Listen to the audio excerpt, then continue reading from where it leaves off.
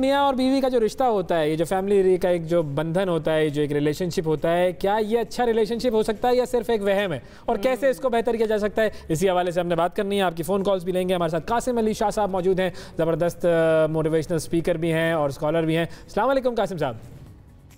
जी वालेकुम सलाम साहब। सर बहुत शुक्रिया प्रोग्राम में वक्त देने के लिए। जो जुमले से मैंने आगाज़ किया था कि ये जो रिश्ता है ये अच्छा भी हो सकता है या ये लोगों का वहम है?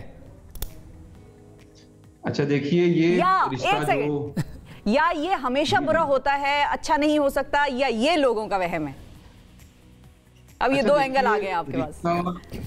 अच्छा या बुरा होना, पहले बड़ी बुनियाद में हमें ये समझना चाहिए कि एक अच्छे रिश्ते की निशानियां क्या हैं। यानी हमारे पास जो हमें सुन रही है ऑडियंस सारी, अगर किसी ने घर बैठे ये खुद से समझना है, मियाँ बीवी ने या किसी एक लाइफ पार्टनर ने, किसी ने एक बंदे ने समझना है कि मेरा रिश्ता अच्छा है या बुरा है, तो अभी तक में जो मैंने पढ़ा, मैंने समझा 5-6 चीजें ऐसी हैं जिनसे मेजर किया जा सकता है। जैसे आप बुखार मेजर करते हैं थर्मोमीटर से, बिल्कुल सही है। और आपने मेजरमेंट करनी है तो आपके पास टूल्स हैं, आपने मापना है उसके टूल्स हैं। अपने रिश्ते को जांचने के, समझने के, परखने के 5-6 पैमाने।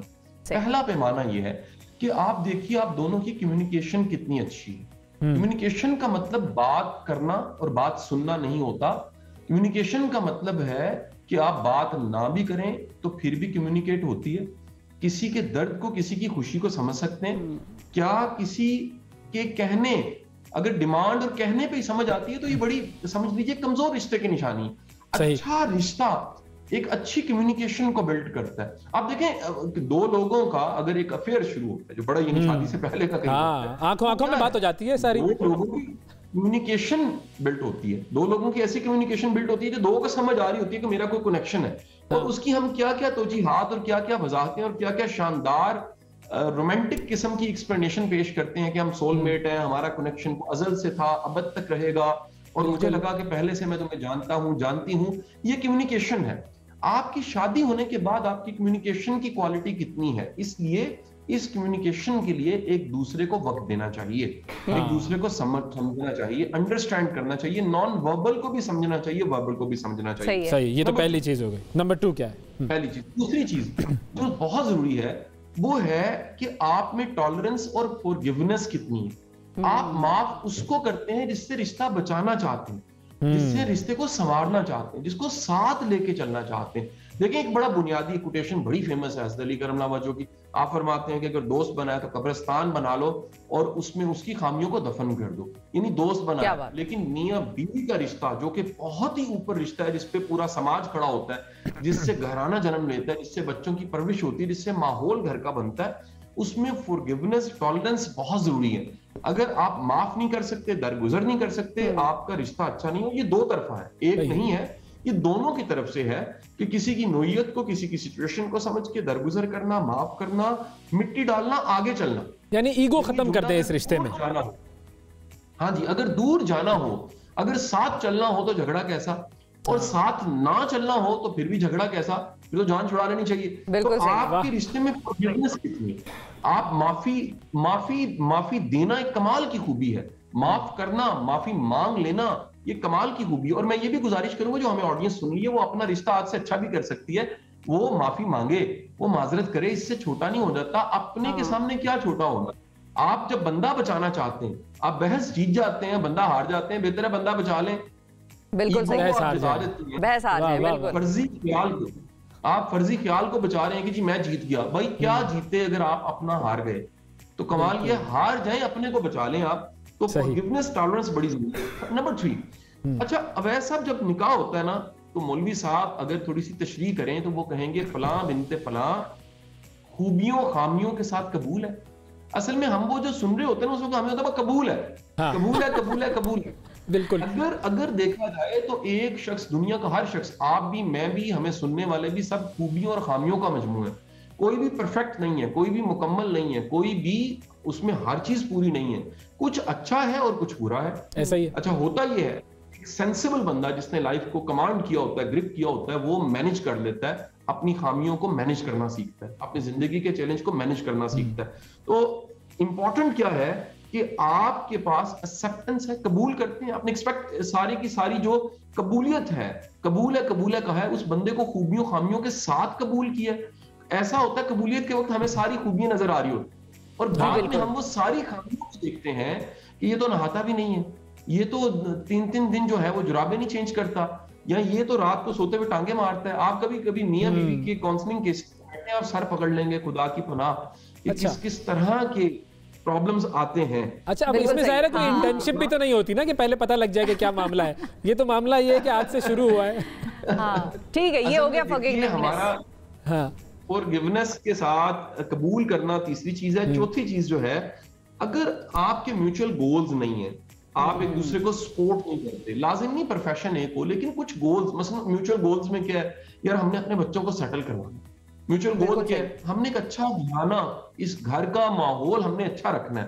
म्यूचुअल गोल क्या है, हमने एक दूसरे को सपोर्ट करना है उनके कामों में, हमने पर्सनल ग्रोथ में, पर्सनल डेवलपमेंट में, मेंटल हेल्थ में, पीसफुल माइंड रखने में एक दूसरे को सपोर्ट करना है, और हमने एक दूसरे के कामों में भी सपोर्ट करना है। ये जो म्यूचुअल गोल्स हैं, ये अगर हैं तो फिर कमाल की एक चीज है जी।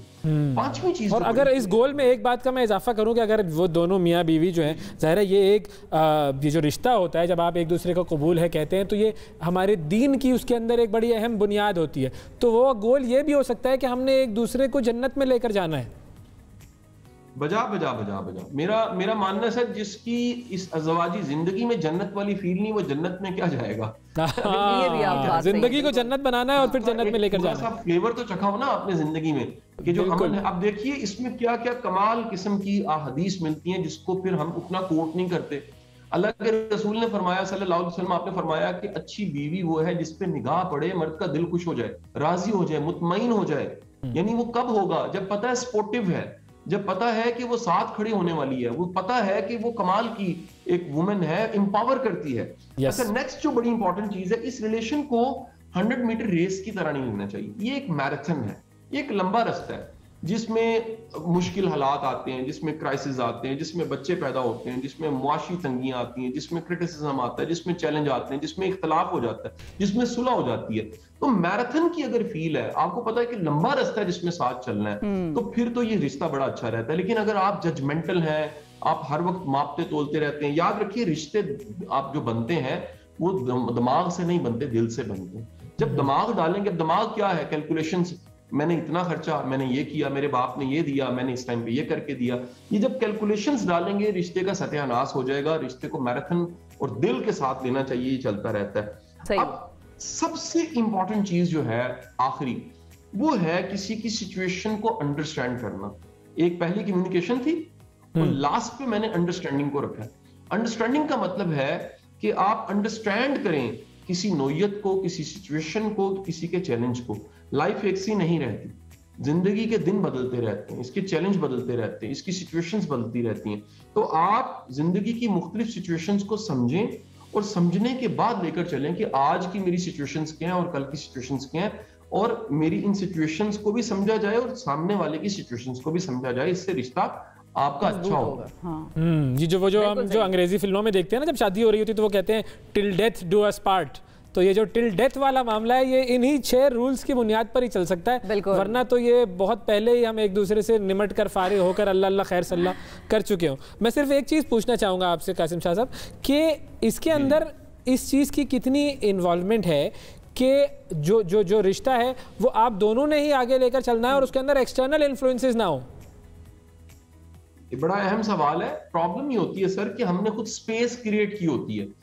बेगम को पता ही नहीं लग रहा होता कि उसने कैसी स्पेस क्रिएट की हुई है जिससे खामद का एक्स्ट्रा मैरिटल शुरू हो गया बड़ी माफी के साथ। बंदे को पता ही नहीं है इस बात का कि उसने एक स्पेस क्रिएट की है, और मोहतरमा जो है वो किसी अपने रिलेटिव के साथ या अपने मतलब खूनी रिश्ते के साथ वो शेयरिंग करती है जो शेयरिंग उसके साथ नहीं खामद के साथ करनी चाहिए। या हम गुड लिस्नर नहीं होते, हमें सुनने की आदत नहीं होती, हमें समझने की आदत नहीं होती, हमें एक दूसरे को तहम्मुल से बिठा के उसको समझना, उसको सुनना, ये बिल्कुल आदत नहीं होती। और ये ना ये ट्रेनिंग दी जाती है, हमें कोई ट्रेनिंग नहीं मिलती। देखें, बेड शेयर करके बच्चे पैदा कर देना ये रिश्ता नहीं है। रिश्ता है कि एक दूसरे की सपोर्ट है, रिश्ता है कि पूरा एतमाद है कि मेरा घर सुकून का बायस है। रिश्ते का मतलब ये है कि आपको पता है घर में एक ऐसी फिजा है जिसमें जाके मैं सिक्योर फील करता हूँ। बेगम को पता हो कि मेरा खामद इतना मजबूत इंसान है कि मेरी प्रोटेक्शन है, मुझे शेल्टर मिला इससे। ये इसने मुझे मजबूत किया, इसने मुझे कमजोर नहीं किया, ये मेरे साथ खड़ा हो जाता है मेरे मुश्किल वक्त में। तो आप स्पेस क्यों क्रिएट करें जिससे कोई एक्सटर्नल फैक्टर आए और वो इन्फ्लुएंस करे, क्योंकि जब भी स्पेस क्रिएट होगी रिश्ता खराब होगा। आप हमेशा पहले दिन से कमिटमेंट होना चाहिए, हमने वो स्पेस नहीं बनने देनी, हमने बंद कमरे में बैठ के बात करनी, इवन के बच्चों को भी इंटरफेयर नहीं करने देना चाहिए। बच्चे भी पता नहीं लगता कि बच्चे भी इतनी स्पेस ले जाते हैं कि मियां बीवी का अपना रिश्ता खराब हो जाता है। दुरुस्त, ठीक है जी। बहुत शुक्रिया अदा करेंगे कासिम अली शाह साहब, वक्त दिया आपने, और वाकई बड़ी अहम बात थी कि ये चूंकि ये रिश्ता ऐसा है कि इसी से पूरे माशरे की बुनियाद बनती है, तो इस रिश्ते के हवाले से हमें ज़रा सोचना चाहिए, समझना चाहिए, अपने आप को तैयार करना चाहिए और फिर इस इश्क के दरिया में कूदना चाहिए। बिल्कुल। और अगला जो टॉपिक है वो भी मुझे हमारी कॉन्वर्सेशन से मिल गया है। कासिम अली शाह साहब ने कहा कि बीवी को ऐसा कुछ नहीं करना चाहिए कि शौहर बाहर जाए। तो अब वो जो है, जब शौहर बाहर चले जाते हैं तो उसमें किस किस किस्म के अवामिल शामिल होते हैं? बीवी की कोताहियां ज्यादा होती हैं या शौहर के अपने किरदार की कोताहियां ज्यादा होती हैं? ये हम कासिम अली शाह साहब के साथ अगले सेशन में इस पर डिस्कशन करेंगे।